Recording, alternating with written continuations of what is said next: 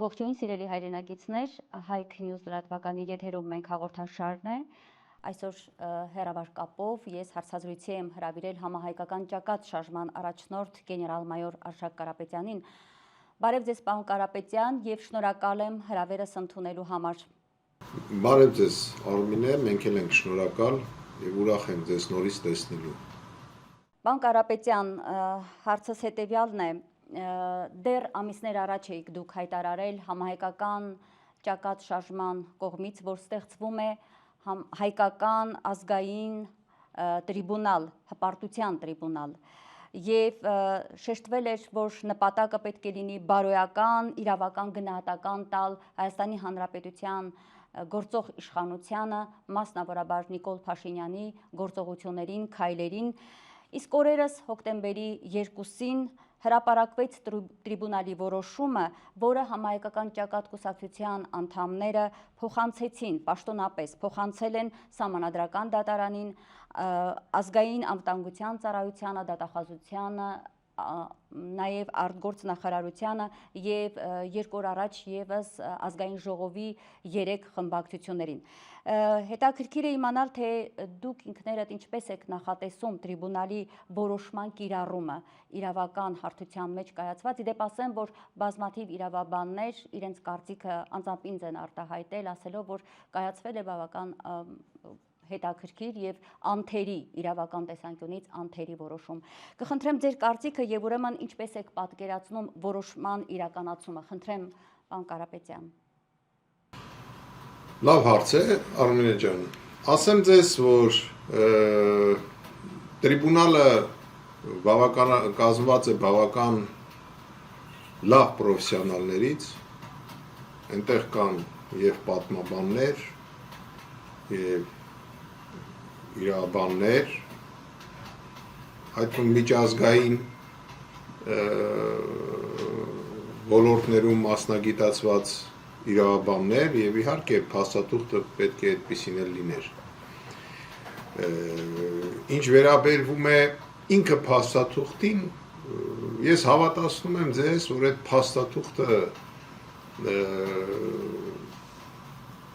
պատմական փաստաթուղթ է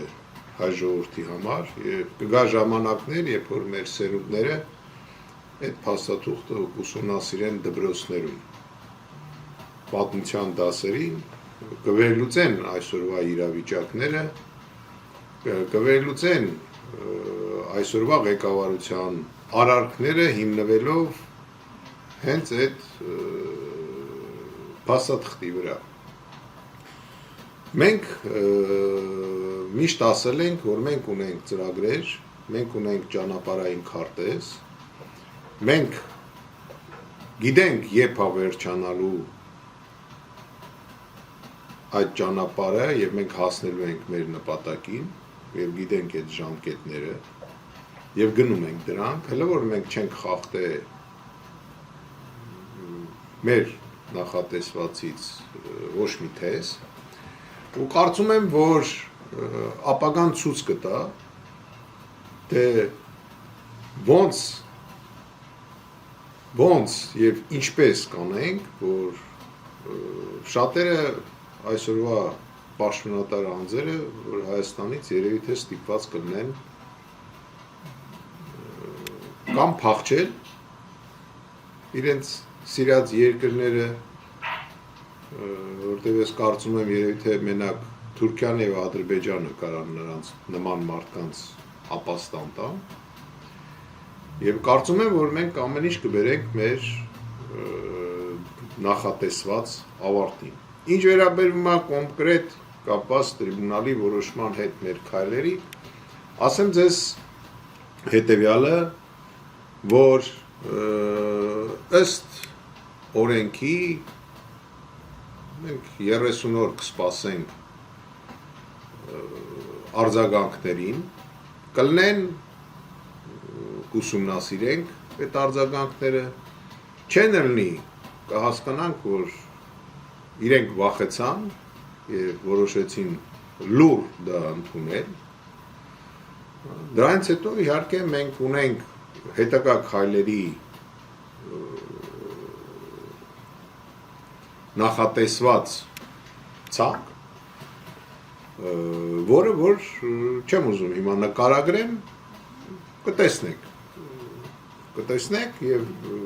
ինձ թվում է առիթ կլինի մենք դրանց մասին էլ անպայման խոսենք։ Ինչ վերաբերվում է մեզ բոլորիս, մեզ համար այդ փաստաթուղթը ինչով է կարևոր, որտեղ Հայաստանը գտնվում է շատ ծանր վիճակի մեջ։ Մենք փաստորեն այսօր կանգնած ենք կործանման առջև եւ դա ակնհայտ է։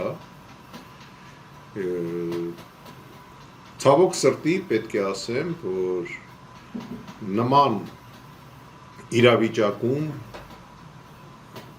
Հայաստանը երևի թե վերջի 100 տարում չի եղել, նույնիսկ եղերնու ժամանակ եղել է Հայաստանի մի մաս, որտեղ որ հայերը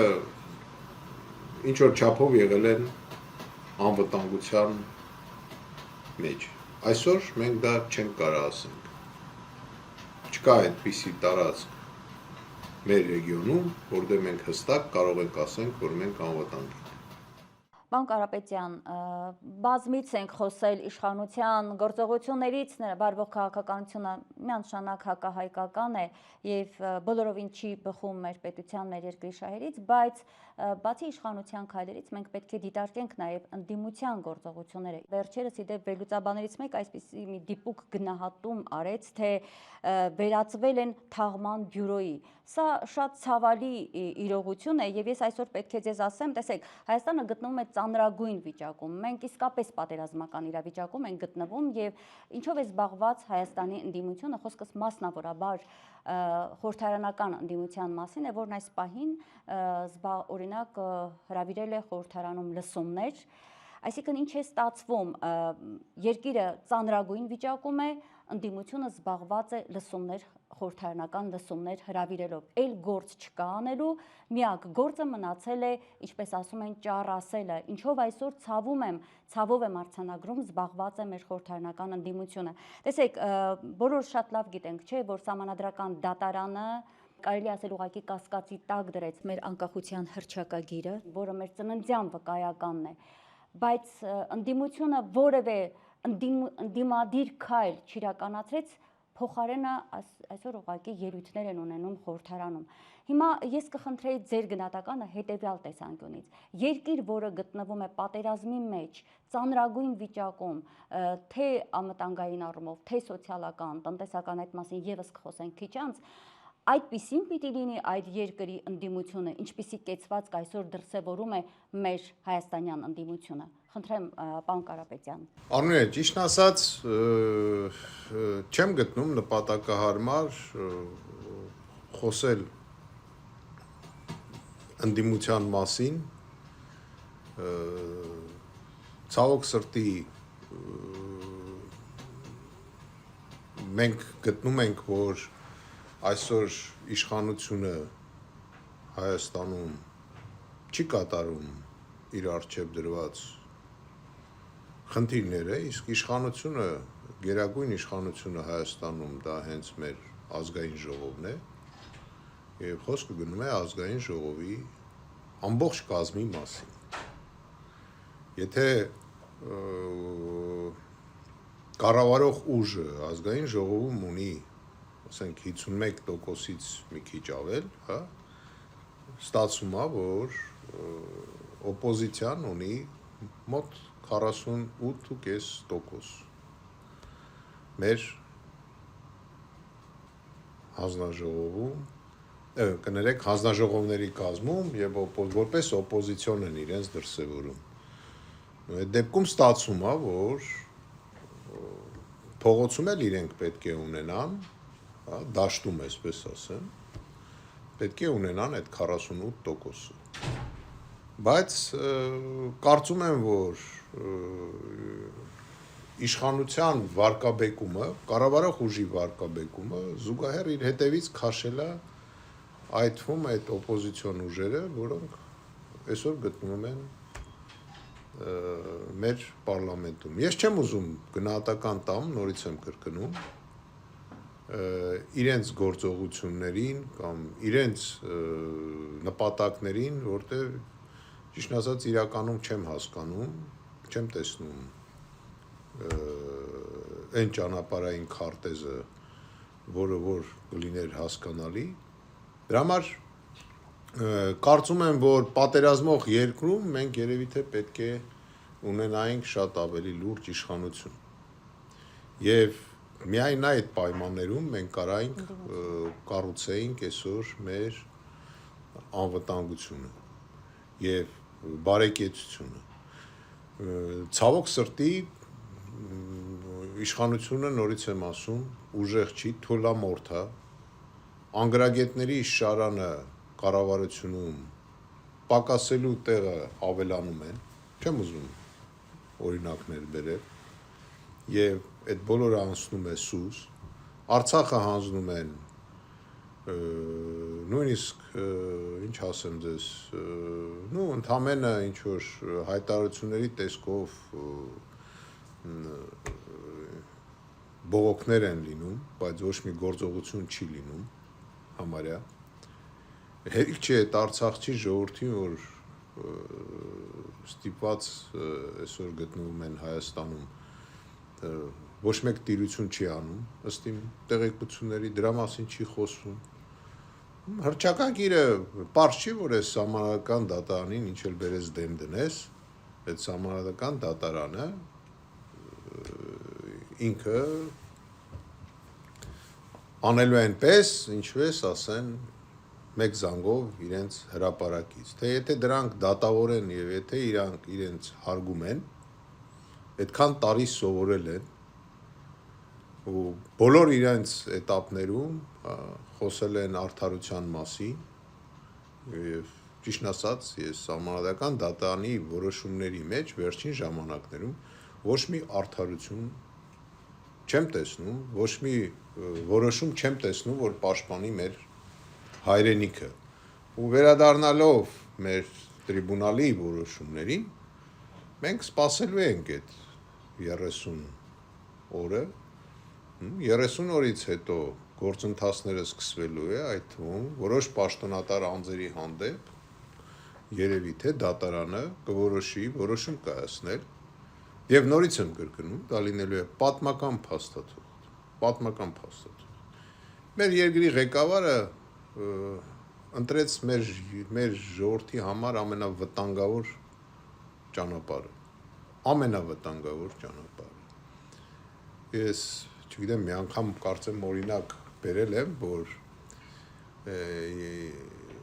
39 թվին էր երևի անցած դարի երբ Չեմբերլենը ստորագրեց Հիտլերի հետ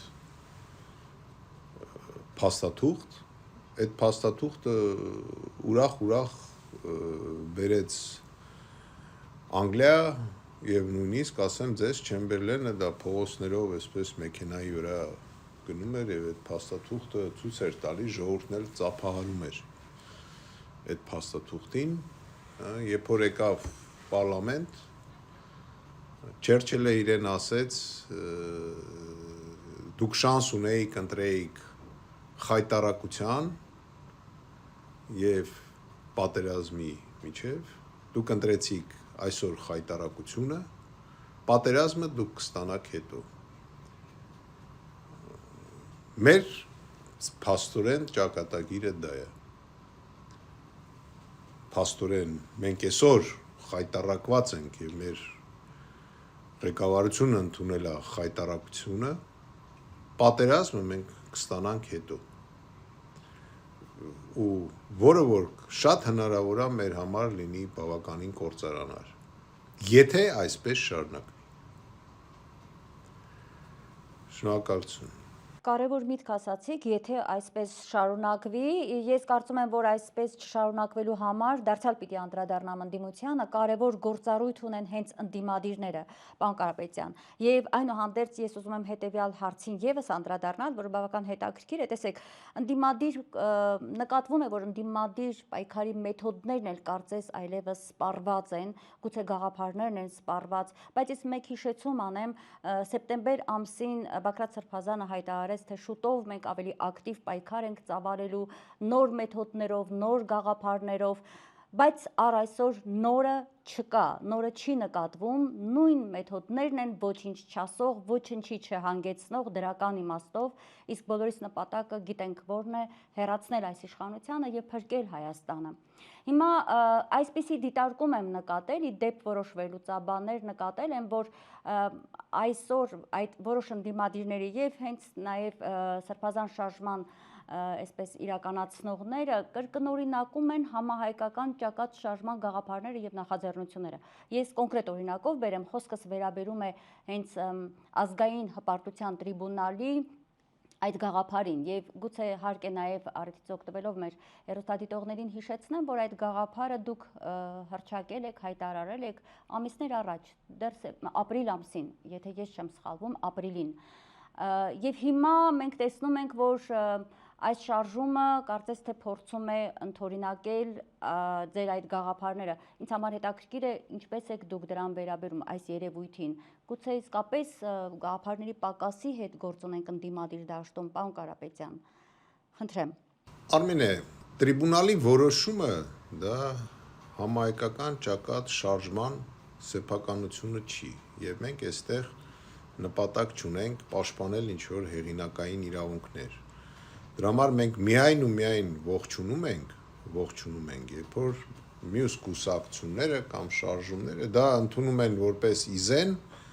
եւ կատարում են համապատասխան գործողություններ։ Ես միայն շնորհակալ եմ այդ ամենի համար եւ որպես մարդ, որը այդ գաղափարը հնչեցրեց տրիբունալի մասին, բայց տրիբունալի որոշումը նորից եմ կրկնում մեր ամբողջ ժողովրդի սեփականությունն է, դա ինչ որ Կարապետյան արշակի կամ չգիտեմ այնտեղ ինչ որ մի ուրիշ կուսակցության սեփականություն չի, եւ դրա համար դա ողջունելի է։ Ինչ վերաբերվում է ապագա գործողություններին կապված մեր երկրի պաշտպանման հետ մի քիչ նախորդ հարցի պատասխանը այսպես տխուր նախադասությունով ոնց որ թե վերջացրեցի հավատացեք որ ամեն ինչ լինելու է նորմալ ամեն ինչ ունի իր ժամանակը եւ ամեն ինչ պլանավորված է մենք ունենք հստակ ծրագիր մենք գիտենք ինչպես ենք տեսնում Հայաստանը երբ որ այդ իշխանությունը կհեռանա եւ քանի որ մենք ստեղծել ենք կուսակցություն ուրեմն այդ կուսակցությունը կգա իշխանության մենք ունենք ծրագրեր մենք ունենք ծրագիր վերաբերվող մոտակա 15 տարվա հայկական պետության զարգացման հետ եւ մենք դա իրագործելու ենք մենք գիտենք ինչ քայլեր պետք է անենք արտաքին աշխարհում որ ստորագրությունները մենք պետք է հետ կանչենք որտեղ պետք է թանկ նորից ստորագրենք մենք գիտենք ոնց պետք է լինի մեր էկոնոմիկան մենք գիտենք ոնց պետք է լինի մեր հայ անձի կամ մեր հայ քաղաքացու ապրելակերպը մենք գիտենք որտեղ պետք է լինի պետությունը որտեղ պետք է լինի այդ պետության քաղաքացին մենք այդ բոլորը ունենք մշակած ու ես ձեզ ասեմ գիտականորեն է մշակված, գիտնականներեն մշակե մեր հետ միասին։ Ուղղակի փողոցի այսպես լակոտ լուկուտի կարծիք չի, հա, մասնագետների կարծիքը։ Մենք նույնիսկ գիտենք ով են լինելու մեր կառավարության անդամները։ Կգա ժամանակ մեր առաջարկները կներկայացնենք ու հավատացեք, դա բարձր պրոֆեսիոնալներ են։ Բարձր պրոֆեսիոնալներ։ Շատ հուսադրող էր ձեր խոսքը, որովհետև այսօր եւ կադրերի խնդիր ունի Հայաստանը եւ այսպես իսկապես այլընտրանքային խորքային ծրագրերի, ինչը լիարժեքորեն նաեւ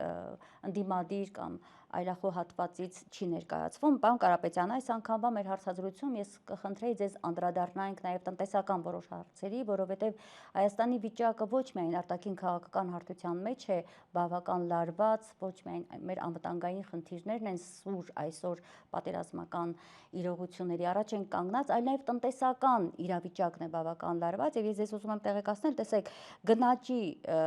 ցուցանիշը մենք 30%-ից ավելի գնաճ ունենք այսօր, սննդամթերքի տեսակներ կան, որոնց գնաճը արդեն 40%-ն անցել է, գների բարձրացում կա անշարժ գույքի շուկայում, նկատվում է նաև կոմունալ ծառայությունների գների բարձրացում եւ անգամ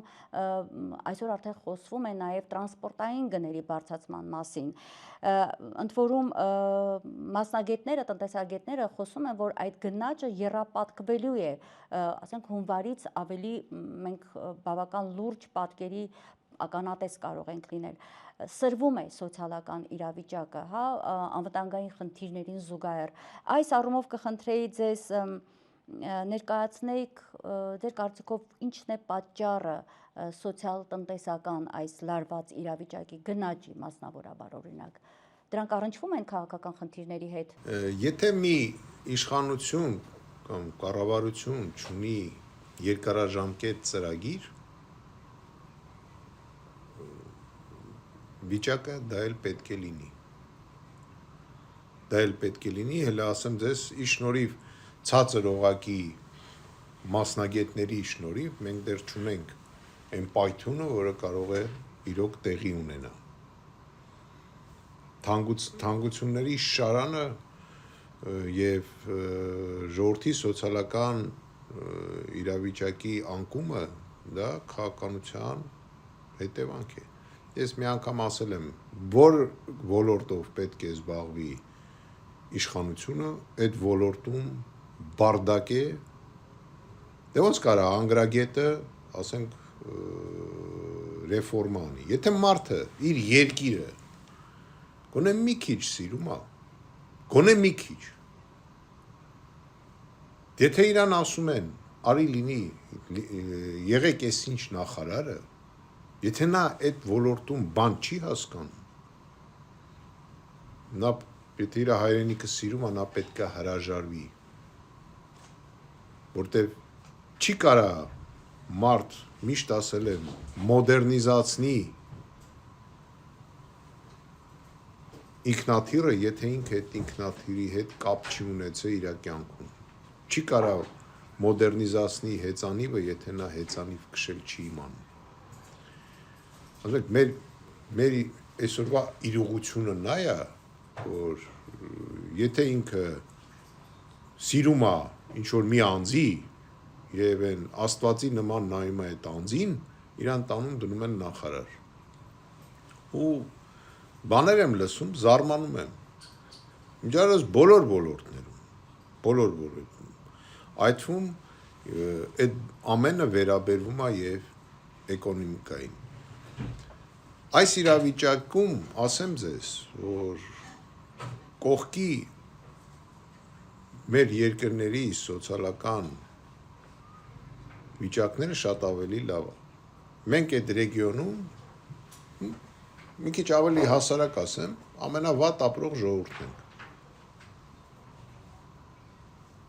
Նույն Ադրբեջանում ապրելը 30 անգամ ավելի էժան է։ Ես սա մասնագետների հաշվարկ եմ ասում։ Կողքի Վրաստանում մոտավորապես մի 25 անգամ, Չեմ ուզում համեմատեմ Թուրքիայի եւ Իրանի հետ, որտեղ այդտեղ մենք շատ ավելի ծանր թվեր կարող ենք ստանալ։ Մենք այդ տարածաշրջանում ամենավատ ապրող ժողովուրդն ենք։ Եվ ամենաշատ պարտք ունեցող ժողովուրդներից մեկն ենք։ Խոսքը գնում է միջազգային բառ։ Դա խոսում է նրա մասին, որ չկա պետական ծրագիր։ Նորից եմ կրկնում, բոլոր ոլորտներում ծրագիր չկա։ Ընդամենը սիտուացիոն որոշումներ են անգրագետների կողմից։ Մենք մշակել ենք Հայաստանի Հանրապետության քաղաքացու սոցիալական փաթեթ հասկացողությունը։ Այդ փաթեթը մենք մոտակա ժամանակները կհրապարակենք եւ սկսենք քննարկումներ կազմակերպելով տարբեր կոնֆերանսներ կամ կլոր սեղաններ եւ այն ժամանակ շատ ավելի մանրամասն այդ փաթեթի մասին խոսենք։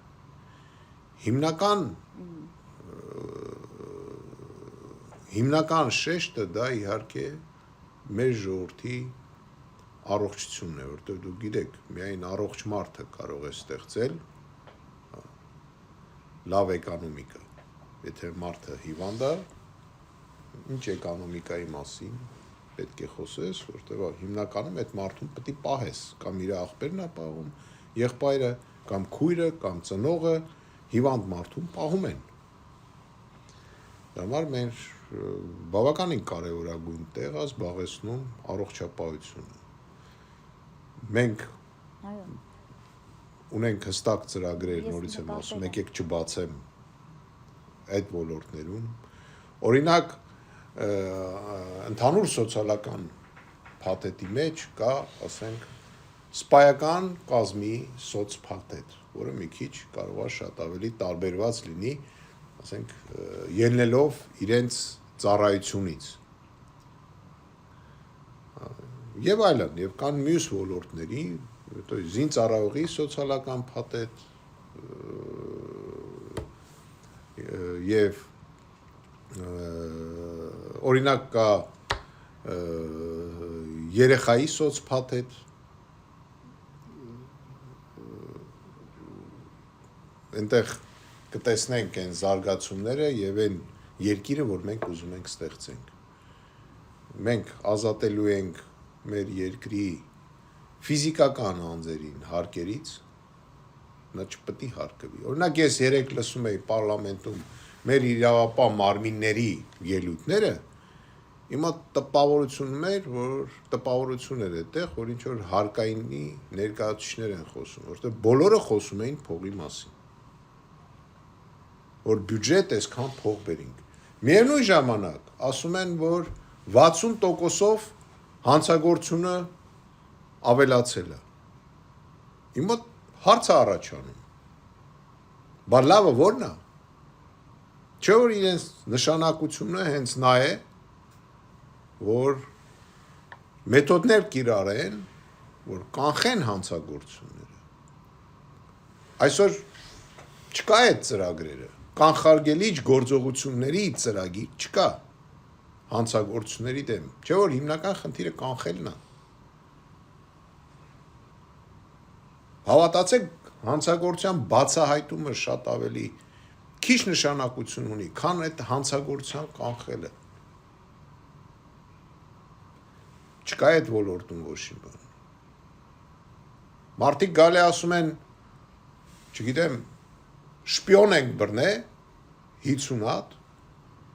եթե դու 50 հոգու շպիոն ես բռե, դու ես թույլ տվել, որ այդ 50 հոգին լինեն Հայաստանում։ Բարի եղի պատասխան տուր։ Բոլոր հանցագործությունները աճում են։ Ինչի հետ է դա կախված։ Կախված է նրա հետ, որ զբաղված են ոչ թե ռեալ աշխատանքով, այլ այս կամ այն քաղաքական գործի վրա քրեական գործեր սարքելով, նկարելով։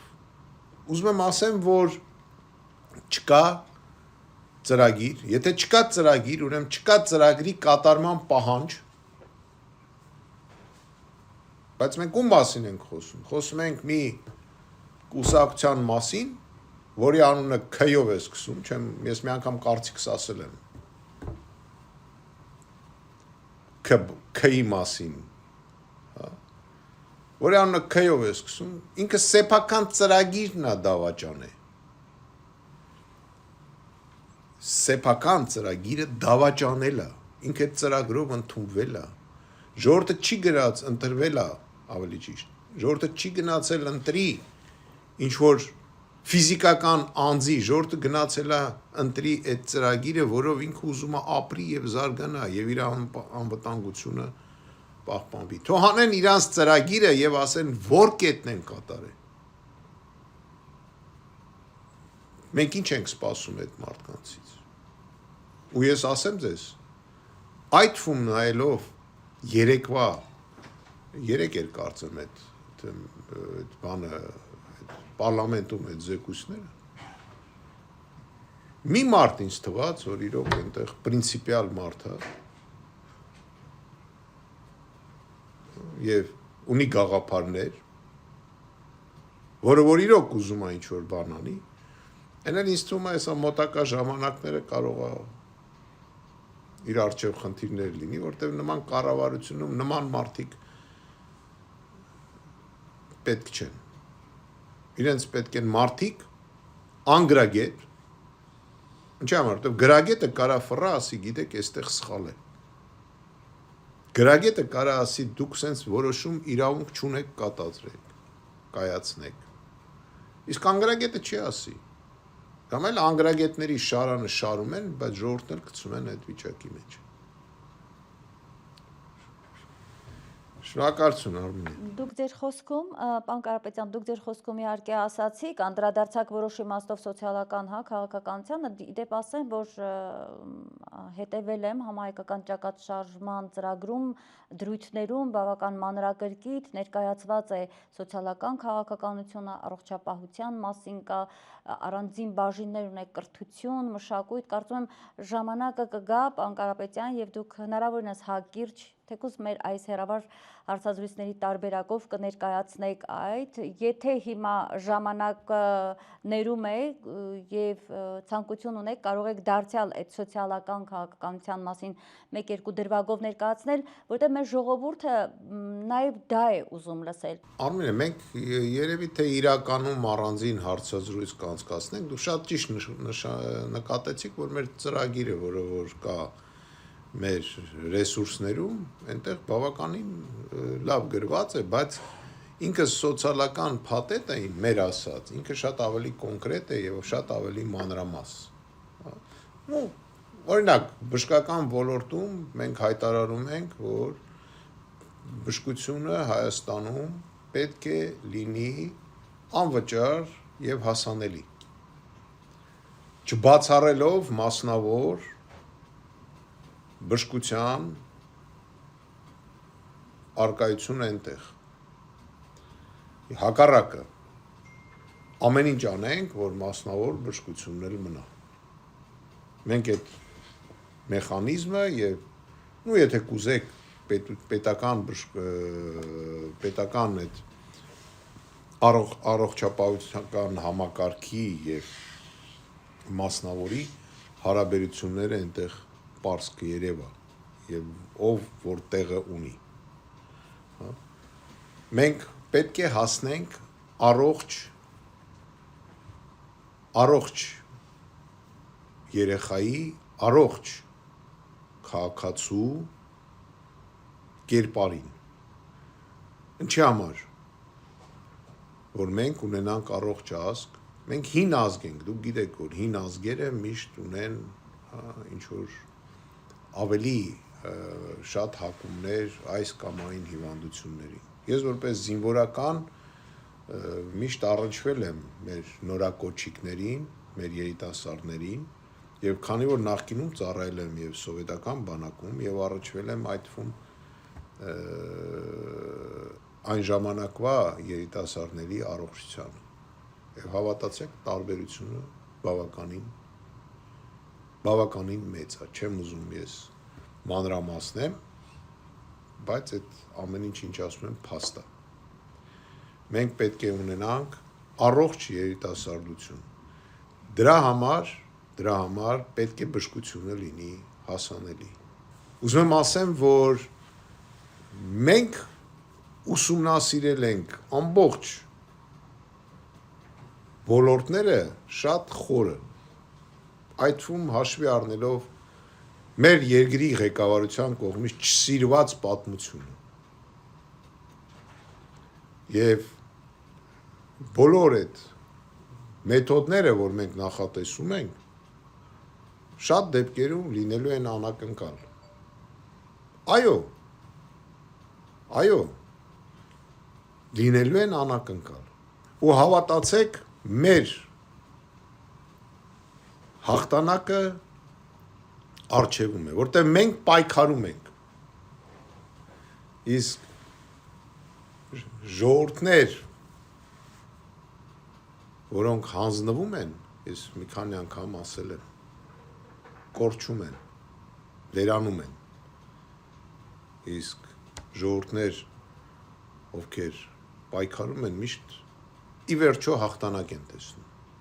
Ես նախկինում մի քիչ ուրիշ ձև ասի, ավելի զինվորական էի ասում, հիմա մի քիչ փորձեցի այսպես քաղաքականացնեմ։ Շնորհակալություն Արմինե, ուրախ էի ձեզ տեսնելու։ Շնորհակալ եմ ես եւս պարոն Կարապետյան եւ կարծում եմ այս ձևաչափով մենք կկարողանանք կարճ ֆորմատի մեջ եւ հեռավար կապով անդրադառնալ շատ կարեւոր խնդիրներին, քաղաքականից մինչեւ ռազմական եւ սոցիալական, տնտեսական։ Շնորհակալ եմ այս բազմաբովանդակ հարցազրույցի համար։ Ինձ մնում է վերհիշեցնել իմ հեռուստադիտողներին, որ հեռավար կապով ես հարցազրույցի էի հրավիրել համահայկական ճակատ շարժման առաջնորդ գեներալ-մայոր Արշակ Կարապետյանին։ Լավ եղեք, կհանդիպենք։